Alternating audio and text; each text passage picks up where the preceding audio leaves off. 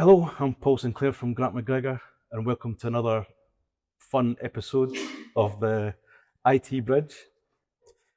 Um, Today we're going to talk a little bit about secure verification. So secure verification is how you verify yourself when speaking to another organisation, a bit like a bank. Uh, Joined with Doug today, who's going to, just help demystify some of this with secure verification.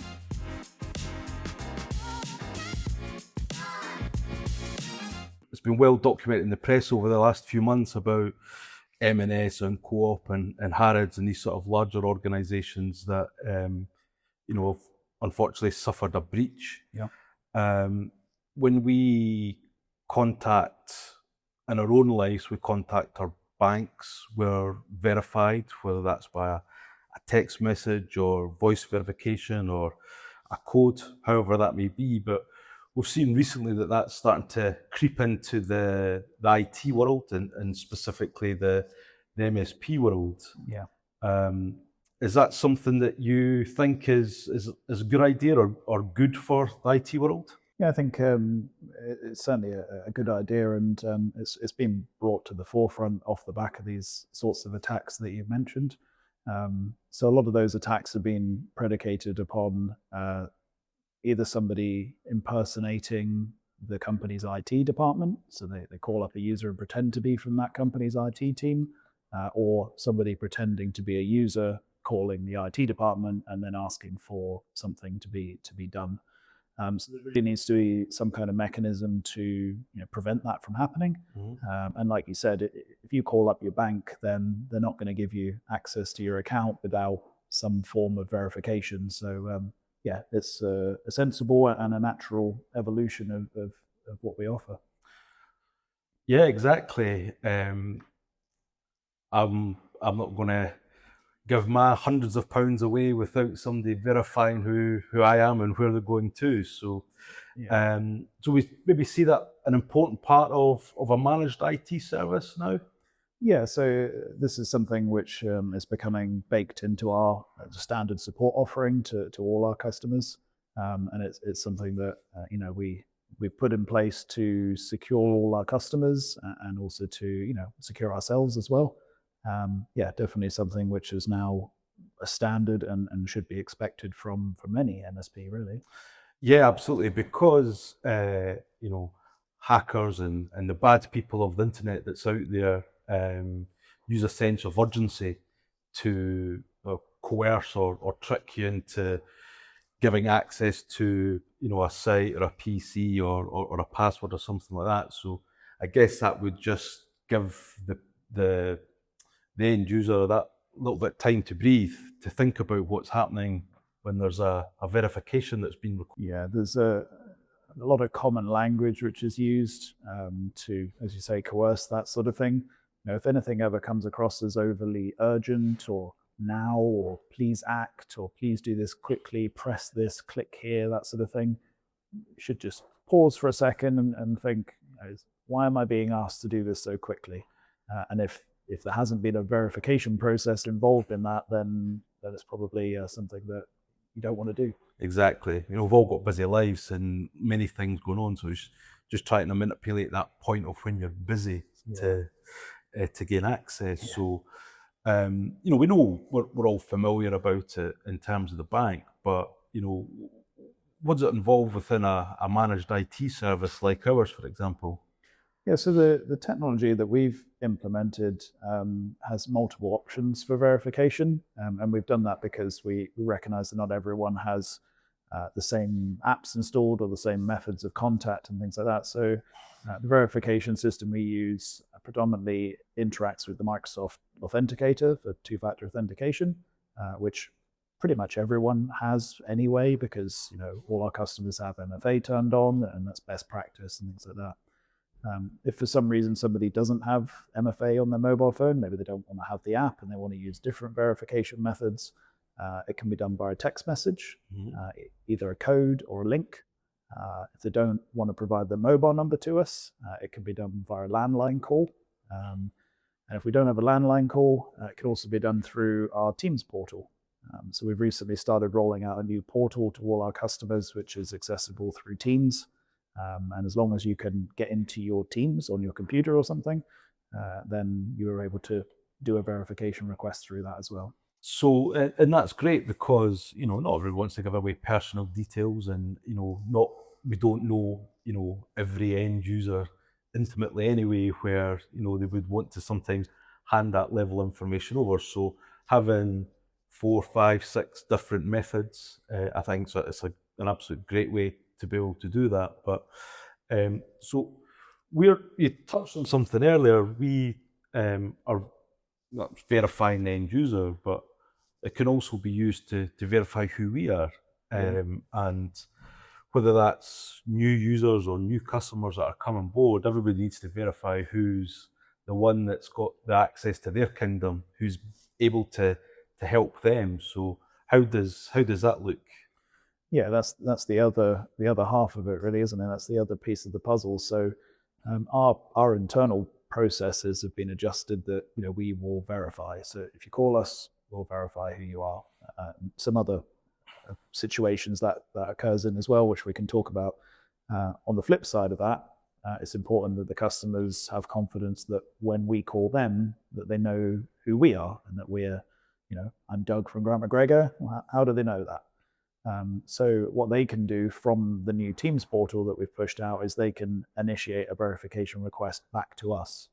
And that will display a code on their screen, which our engineer, has to read to the customer.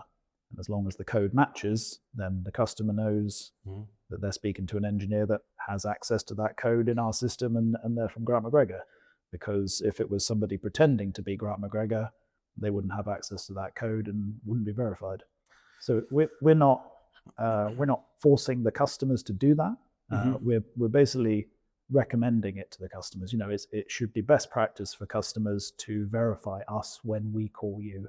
Yeah, exactly. So that's great. There's maybe times where we may want to contact the customer to talk about a security alert that we've seen, for example. So giving them the ability to be able to verify that is invaluable.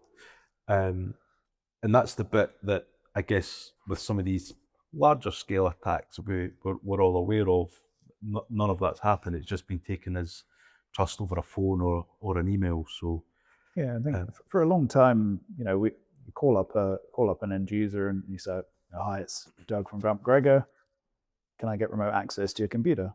Yeah, sure. And we just remote onto their computer. So there's not a whole lot of verification there. So we really would encourage users, and particularly in instances where we're requesting access to something or asking them to do something, that they verify us.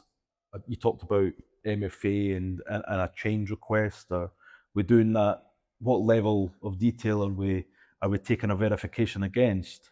So when customers contact us via the phone, we will verify them over the phone. But if they contact the service desk and it's, I've got a fault, I need help, I want to do something, there'll be verification of the phone call involved in that. If they've requested a change or a security change or something like that, we would verify that. And typically, what we normally do is we would ask for approval of the primary contact anyway, so that acts as approval of the request and also that it has come from a legitimate person. Yeah, and that just moves on to that legitimate person bit, because we have a number of clients where all of the IT requests will filter through one person, the same person. So whether that's logging a ticket on behalf of a colleague or requesting, a change or a laptop or wherever that may be, that one contact can sometimes be our only contact for that particular customer. So yes, we will know them intimately, and we still giving that level of security verification. Will that create any sort of issues or anxiety for that same person who's maybe logging multiple calls a day? How are we how we stand. What's our stance on that? I think it raises an interesting question because we have such a close relationship with a number of the contacts, our customers. We pretty much know each other anyway. Yeah. You know, a customer will phone me. I know them by voice.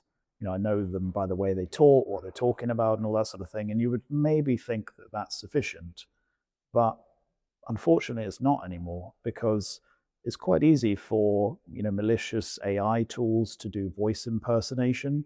So all it takes is maybe for a malicious actor to listen to a few phone calls from the company, to maybe gain access to an email box and look at the way they write emails. And it's quite easy for them to start impersonating voices and ways of talking and things that they're asking for. So just because a customer phones us that we know, we recognize their voice, that's not really a sufficient verification anymore, which is a shame. But the method that we put in place is pretty easy. It's pretty straightforward. A couple of seconds. This shouldn't really make a difference whether you're a one-person organization or a 200-person organization. No, doesn't make any difference really. Everyone is treated equally. But I think it's a common misconception that small businesses are under less risk. And I would probably say they're under greater risk because as a small business, you maybe don't have enterprise level security. Maybe you don't have the financial ability to pay for big firewalls and the top level Microsoft licensing and all these sorts of things. The whole security team that sits behind that. So small businesses, can be more vulnerable than enterprises, and they're, often attacked by people that you wouldn't want to deal with. Absolutely. So, I've spoken to the majority of clients, or if not every client, about this new piece of technology that we're bringing in to safeguard them, but equally us as well. So, normally when you're talking about security and a new tool and a change and this, that, the next thing, you sometimes will get a little bit of resistance, a little bit of pushback. But in my experience on this particular one, there was none at all. It was, yes, just enable it. Yes, we understand what that is. So I think that maybe just gives a little bit of an insight to go, people are aware of these problems and necessarily how they are, how the threat actors are getting in. Yeah, definitely. I've seen the same thing in the strategy meetings I conduct with customers, and it's something that we've been just making them aware of over the course of the year so far. It was mentioned early in January that this is something that was coming in, and most of the responses that I got from people were, it sounds like a good idea. When can we have it? When's it going live? All these sorts of things. So there's definitely an appreciation and understanding. So seems to be going well.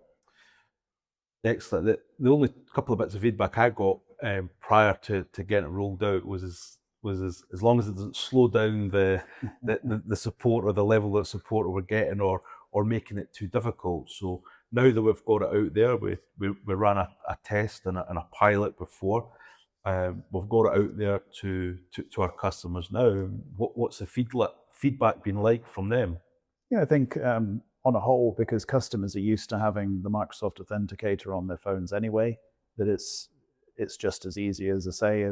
Some people maybe don't have that, the fallback options or mobile numbers and things like that. So we have a lot of options. I would say the only time it really becomes a challenge is when we have no method of verifying that person. If that's the case, what we will fall back to is verifying that person with the primary contact on their behalf. But on the whole, from now having rolled it out to almost at the end of all the customers, it's very quick. The service desk guys, the service desk guys also shared the customers' concerns because they were like, this is going to interrupt our flow of dealing with tickets. But I think as they've used it more and more, it's just become a few seconds they have to do, no problem. Part of the standard ticket process, doesn't it? Exactly. So yeah, perfect. Look, Doug, appreciate your time. I think hopefully we've managed to demystify the secure verification there, but also a little bit of insight of why it's there and what we're doing. Constantly evolving the safeguardings that's in place for our client base and us as well. Yeah, definitely. And you make a good point there that this is just one security improvement that we're talking about at the moment. But we're constantly evaluating our security stack, our processes internally, and there are many other tools, security improvements that are either in progress or coming down the line. So yeah, we don't like to stand still. Yeah, the bad people don't stand still, so Yeah. we don't stand still either. So look, appreciate your time. Thanks ever so much. Yeah, thanks for that. Thank you very much for listening. I hope you found it useful. I look forward to seeing you all again at our next episode.